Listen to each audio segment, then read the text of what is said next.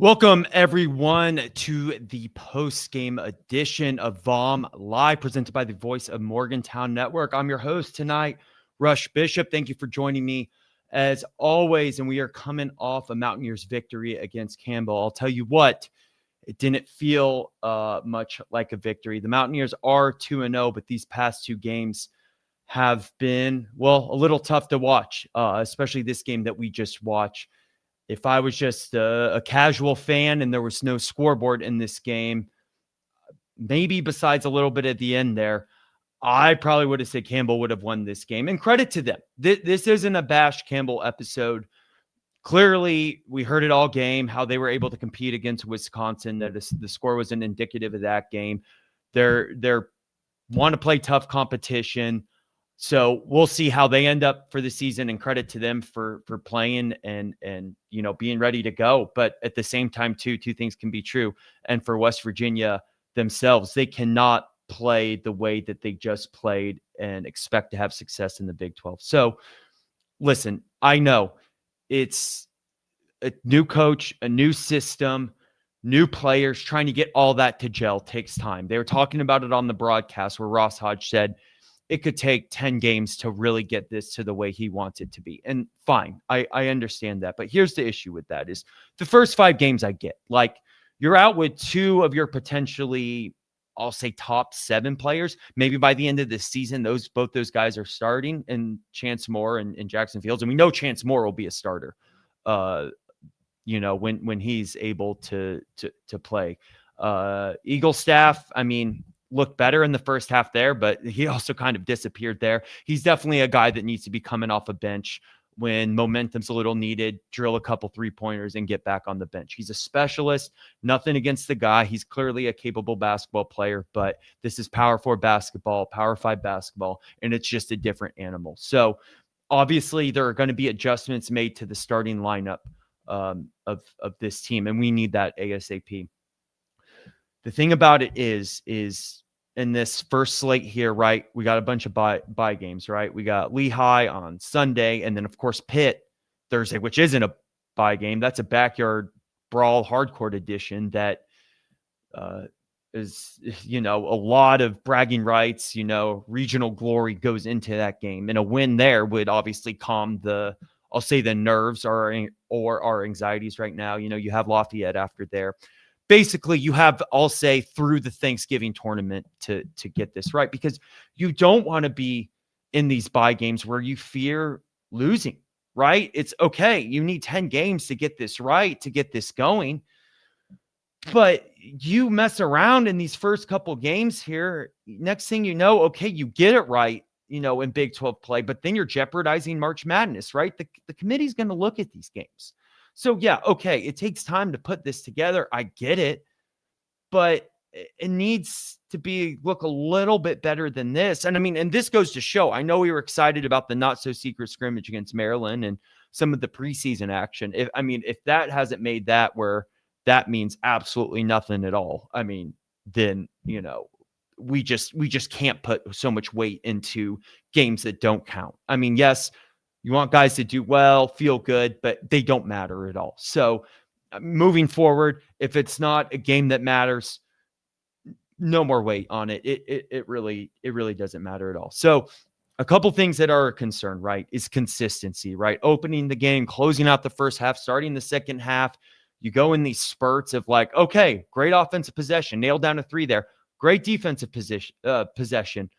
And then they disappear. They think they do just enough. And it's like, okay, well, let's go get in a little bit trouble again so we can go after it again. And it's frustrating there. Size is a concern. We're seeing it. You got a 7-foot guy on this team in Oiha. And I mean, if he's on it, he's on it. But when he's not, it's clear.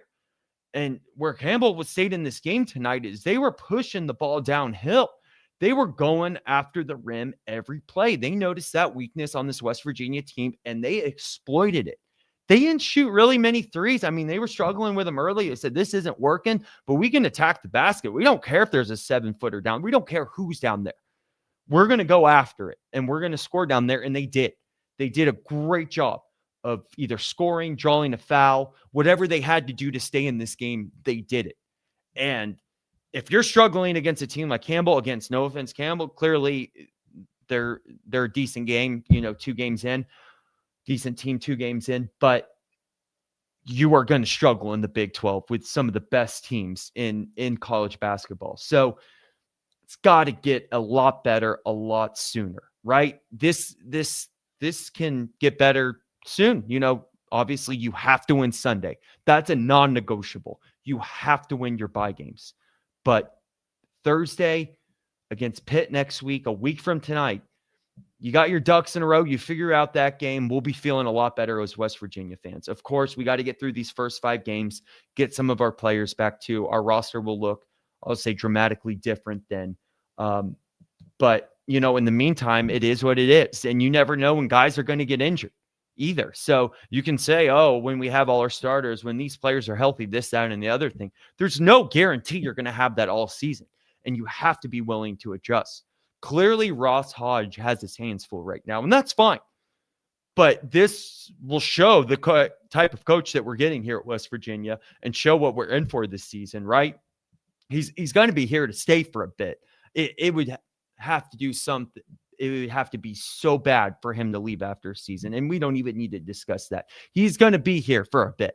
So I think, in this non-con, even before the Big 12 schedule, we're going to get a taste of what this era is going to look like. Now, I get it. For Ross Hodge's sake, he can do everything but actually go out there and play. And I do think a lot of coaches get blamed for things they shouldn't get blamed for. I mean, it's just the consequence of being the head person, right? Is you can set them up, you can tell them what to do, they can say they can understand, but they get, players have to be the ones to go out there and execute. So I'm not saying that this is, we're on the brink of collapse or anything like that. I know there's a little bit of panic in my voice, but what I am saying is, when you have a game on Tuesday night where you're 19.5-point favorites, and then a game tonight where you're 15.5-point favorites, and, maybe final scores that looks a little closer to that, but the game itself doesn't feel anywhere close to that. Something's got to get fixed. The key to this is looking a little bit better every game to getting to where you need to be for Big 12 play, and then build momentum there and go dance. And I know we're 2 games in, but it can't be, we looked good in some areas last game, and then, okay, Honor Huff is doing better this game, but, we're defense is struggling a little more, or we're looking even less consistent than we looked on Tuesday, right? It's just, we got to build. We can't get better in other areas and collapse in areas where we've been successful. Consistency is key. It is absolutely key in a league, a sport where you're playing every other day, right? When this gets to Big 12 play, it'll be 2 games a week, right? But, non-con, you got the tournaments, you got, games like you got a Tuesday, Thursday, Sunday. You're playing a lot at once. And I get it. A lot of these guys are playing into shape. They're getting used to everything that's new around them, new environments. I get it. I get it. There is some grace in this episode. I know it comes a lot more, panicked. And maybe this is kind of a little bit of a result of football, even though football is turning around into season here and hopefully building momentum for next year. But right, we already got this fear in the back of our head that you come into a season with a lot of expectations and you got to live up to them. It's interesting times in Mountaineer athletics. So what I will say is, I know this team is capable. I know there's some athletes on this team and some ballers. And I do believe Ross Hodge is a very capable coach that can do what he needs to do to be successful here at West Virginia. And hopefully that happens. And hopefully we get him here for a long time. So it's going to be about putting this together. And that's a thing that I think a lot of people fail to see as a consequence in the NIL transfer portal era. Teams can pay for and get all the guys, but if they don't work well together, then you're in trouble. And I'm not saying that's what's going on here. I'm not saying that, this is a team of hero ball, because I don't necessarily see that it's the start, but it's a team that has to start putting it together and look better. And I know people are going off on the chat now. Oh, in this Wisconsin game, they played them very well. Last 5 minutes got out of hand. I know there's back and forth, right? We're talking about this game. I'm not trying to put down Campbell at all, but West Virginia does need to get it together, sooner rather than later. A couple notes from the game itself. I know we're talking a lot about long-term here. We're 2 games in the season. I need to even catch myself and give it a minute. Because I do want to say, give a little bit of critiques that we can learn from this game and some positive, right? Couple of those, I'll say, plays at the end of the game, right? It's like you're within 2 minutes. And yes, Honor Huff made an incredible 3 at the end of the game to kind of extend that lead and be like, okay, West Virginia is going to figure out a way to win this game. Next offensive possession, they're throwing the ball up, and it's like, you got to eat some clock there. It's a couple of these just in-game situations where it's like, guys, I know it's early, but we got to be aware of situations. And so I think Hodge will really emphasize that and really, let these guys know, guys, we got to be better. We have to clean this up. But, those are situations where maybe it's a good thing, right? It's a bye game where you can learn from that, but you don't want to be in a situation where it feels like you could lose those games. Because, I mean, we're a couple plays tonight where the ball shifts a little bit of a different way. This could be an entirely different episode, right? I think Jasper Floyd's an incredible player. I really do. And I'm going to pick on him a little bit, but you pick on the people you love the most, right? And this isn't just him doing it. I think because this is a team that was all mid-major guys, right? Coming together and playing Power 5, Power 4, whatever, the big conferences are in basketball. They try to do too much at once. And this is a common thing. You can see it across the board, right? And a lot of this is just, guys, slow it down, do what is right, do the right play, and we'll figure it out from there. We just the herky jerky, the hurrying kind of goes what into my point was earlier on this, the just shooting when you can burn some clock, making the other team use timeouts. A lot of this is more, I'll say, mental mistakes and just something that you can, on the positive side, play your way out of. But it's also stuff you have to be aware as a college basketball player, especially at this level. So the good thing too is it shows that these guys care and they want to be successful, but one play at a time. Great news is we got some young, durable, great players that hopefully can stay and do well for this team, and we can keep them around for a while. DJ and Amir. I mean, there was that one play, I think it was in the first half, where I think it was DJ that passed it to Amir, and it just beautiful pass, beautiful shot. And it's like, what? I mean, take that and build off of that.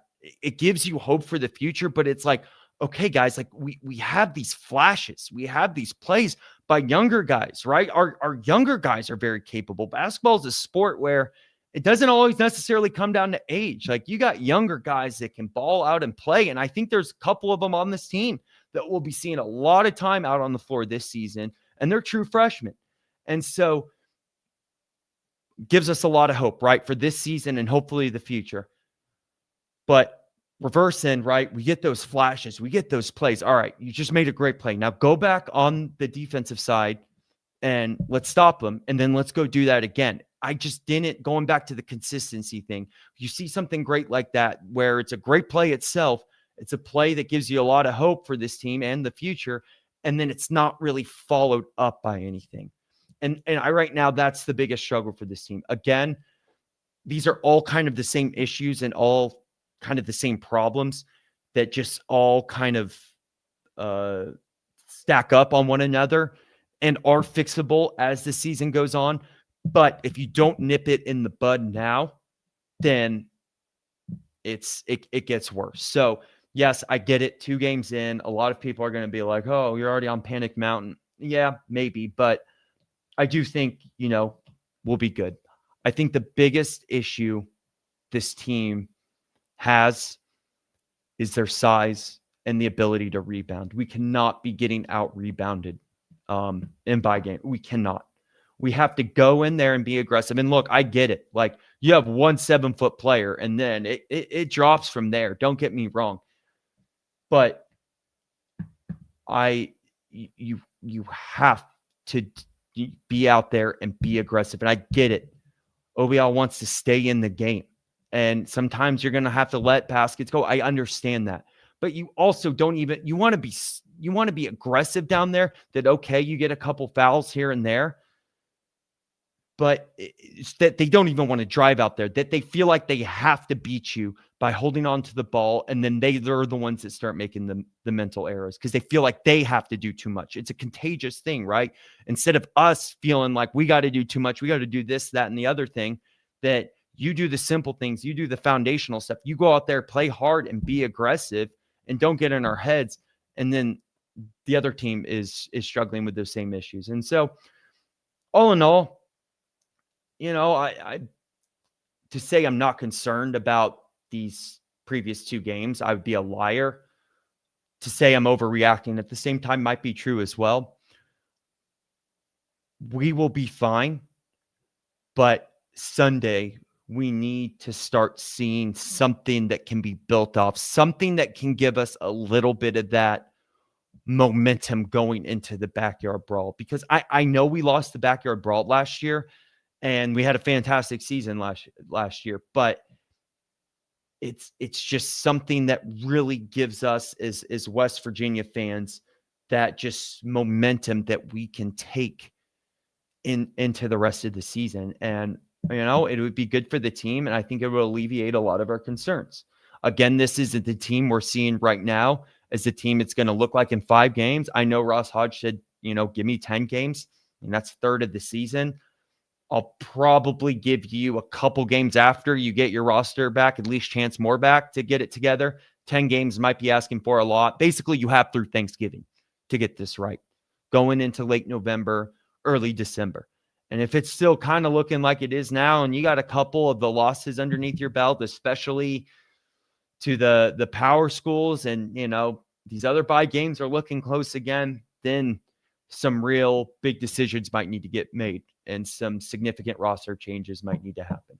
Again, I might be overreacting. Hopefully I am overreacting, and I laugh at this, in a month from now saying, oh, they were just getting it together. But still, I would like to see a convincing win to start off the season. I think we're just the way sports for West Virginia has just been the past couple of years. We kind of go into that mode of like, oh no, we're in trouble.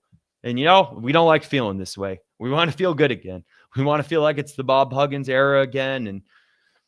But you got to work back up to it. Hopefully Ross Hodge is the guy. I think he is. We have a lot to build off of there. And again, we got guys on this team that are capable, athletic, solid, decent players, but there's a lot to take away from tonight's game that has to get applied into Sunday. So everyone, I appreciate you for tuning in. As always, try to relax after this and enjoy the rest of your night. And let's go Mountaineers. We'll got football this weekend and basketball again. So we'll be here all week here coming up on the Voice of Morgantown Network. Don't forget to subscribe as always. And until then, let's go Mountaineers. So Morgantown, we break it first. WVU pride, we quench your thirst. No spin, all truth, loud and proud. Mountaineer nation, say it loud.